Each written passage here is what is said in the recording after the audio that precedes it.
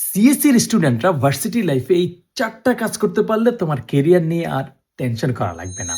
Number 1 কাজ হচ্ছে তোমার যত কোর্স আছে, যেমন ধরো basic programming, data structure, algorithm, এই ধরনের যত কোর্স আছে সবগুলোর সিলেবাসে যত টপিক আছে সেই টপিকগুলো তুমি যদি একদম ধরে ধরে শিখতে পারো তাহলে তোমার একটা কোর ফাউন্ডেশনটা স্ট্রঙ্গার হবে।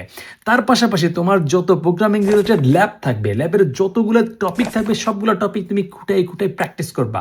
থার্ড কাজটা হচ্ছে তোমার এই ভার্সিটি ল্যাবে যত প্রজেক্ট আসবে সবগুলো তুমি নিজে ধরে ধরে করবা।